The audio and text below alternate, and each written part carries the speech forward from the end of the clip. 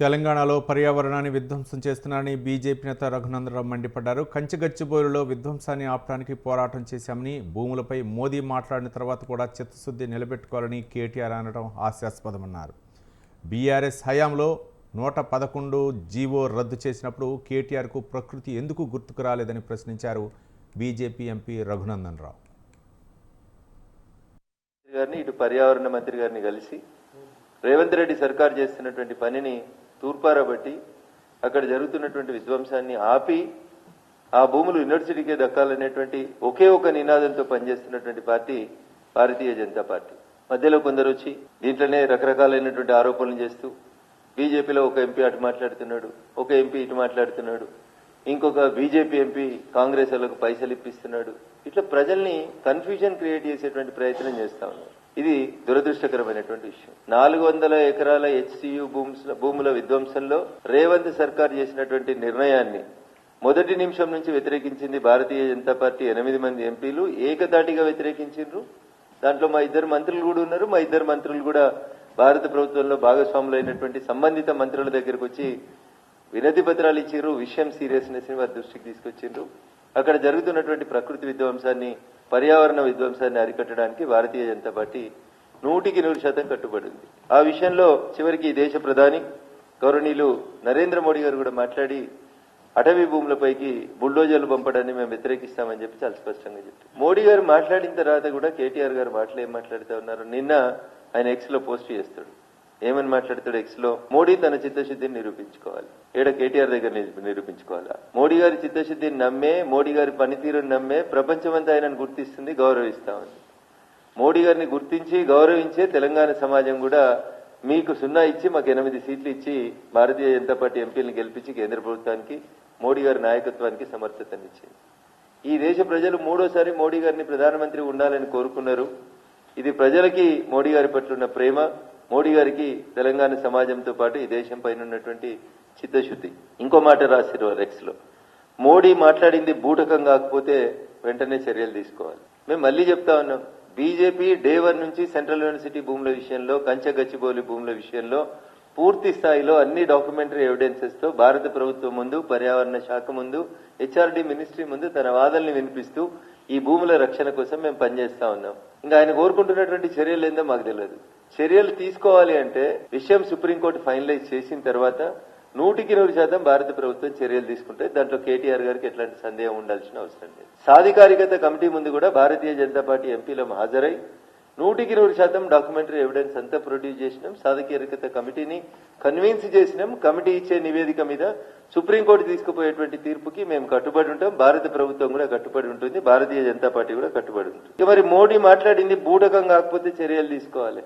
విషయం సుప్రీంకోర్టు పరిశీలనలో ఉండగా, విషయం సుప్రీంకోర్టు విచారణ జరుపుతుండగా అర్జెంటుగా చర్యలు తీసుకోవాలి. మోడీ తన చిత్తశుద్ధిని నిరూపించుకోకపోతే కాంగ్రెస్ బీజేపీ 2 కుమ్ముకైనాయని అనుకుంటాడంట కేటీఆర్. ఇంతకంటే దారుణమైనటువంటి మాటలు ఏమన్నాయో తెలియదు. విషయం సుప్రీంకోర్టులో ఉంది, మే 15కు పోస్ట్ అయింది. సాధికారికత కమిటీ ఇంకొన్ని కాగితాలు కావాలని అడుగుతా ఉంది.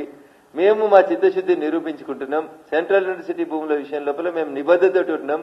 కాంగ్రెస్ రేవంత్ సర్కార్ చేసినటువంటి తప్పుని డే 1 నుంచి మేమే నిలబడ్డాం. ఆ తప్పుడు చర్యల్ని, ఆ దుందుడుకు చర్యల్ని మేమే ఆపినాం, కాపాడినాం. సెంట్రల్ యూనివర్సిటీకి సంబంధించిన భూముల విషయం లోపల ఆఖరికి గౌరవ ప్రధానమంత్రి గారు కూడా అటవీ భూములను విధ్వంసం చేయొద్దని చాలా స్పష్టంగా మాట్లాడి, ఇదంతా నానానికి ఒక వైపు. ఇక రెండో వైపు చూస్తున్నా పొద్దున్నేస్తే రఘునందనరావు మమ్మల్ని ఎందుకు తిడుతున్నాడు, రఘునందనరావు కాంగ్రెస్ ని ఎందుకు రక్షిస్తున్నాడని కేటీఆర్ గారికి రోజు డౌట్ వస్తుంది. తెలంగాణ సమాజం ముందు నేను కొన్ని వివరాలు ఉంచదచ్చు. 400 ఎకరాల కోసం మేమందరం ఇంత గొంతు చించుకొని అరుస్తా ఉన్నాం. మేము దుబ్బాక ఎమ్మెల్యే ఉన్నప్పుడు కూడా గట్టిగానే మాట్లాడినాం. ఏ రోజు కూడా ప్రభుత్వం చేసేటువంటి తప్పులకి మేము జంకలేదు. ఈ రోజు కూడా చెప్తా ఉన్నాం, అన్న ఈ రాష్ట్రంలో ఈ రాష్ట్ర ప్రజలందరూ కూడా ఆలోచించుకోవాలి. ఇలా కేటీఆర్ నొక్కుతున్న సన్నాయి నొక్కులేంది? గాలి, నీరు, వాతావరణం రక్షించబడాలి, పర్యావరణం రక్షించబడాలి. 400 ఎకరాల కోసం మాట్లాడుతున్నాం, మీకంటే మేం గట్టిగా మాట్లాడుతున్నాం. కానీ నాదొక ప్రశ్న కేటీఆర్ గారికి, 400 ఎకరాల గురించి ఇంత జ్ఞానోదయం అయింది కదా నీకు బోధి వృక్షం కింద కూర్చుంటే కేటీఆర్ గారు, మరి జీవో 111 ఎత్తేసి లక్షలాది ఎకరాల భూముల్ని కాంక్రీట్ జంగల్ గా మార్చినందుకు మీరు మీ ప్రభుత్వం 10 ఏళ్లు ప్రయత్నం చేసి ఏడ పడితే ఆడ ఎట్లా పడితే అట్లా ఫామ్ హౌస్లు కట్టుకోవడానికి అనుమతి ఇచ్చి ప్రకృతి విధ్వంసం జరిగిన మీ 10 సంవత్సరాల పాలనలో ఎందుకు గుర్తుకు రాలేదు మీకు? జీవో 111 ఎత్తేయడం వెనకాల హైదరాబాద్కి లంగ్ స్పేస్ అని చెప్పుకునేటువంటి ప్రాంతం అది. లక్షల ఎకరాల భూములు, నీళ్లు, గాలి, ఆ గాలి ద్వారా మనం పీల్చుకున్నటువంటి ఆక్సిజన్, ఇట్లాంటివన్నీ మీరు 400 ఎకరాలే పెద్ద లంగ్ స్పేస్ హైదరాబాద్ కష్టమైతుంది అన్నప్పుడు మరి లక్షల ఎకరాల్లో విస్తరించబడినటువంటి ఫారెస్ట్ ఏరియాలలో లేదా గ్రామీణ వాతావరణాన్ని కలిగినటువంటి జీవో 111 ఏరియాలో చెట్లను కొట్టేసి కాంక్రీట్ జంగల్ గా మార్చి ఫామ్ హౌజులు కట్టుకునేందుకు అనుమతి ఇచ్చారు కదా మీరు 10 ఏళ్లలో. దాన్ని ఏమనాలి కేటీఆర్ గారు? అప్పుడు ప్రకృతి విధ్వంసం జరగలేదా? ఇది అడిగితే రఘునందన్ రావు మమ్మల్ని ఎందుకు ప్రశ్నిస్తున్నాడు, గత ప్రభుత్వాన్ని ఎందుకు ప్రశ్నిస్తున్నాడు అన్నాడు. ఎందుకు ప్రశ్నించకూడదు?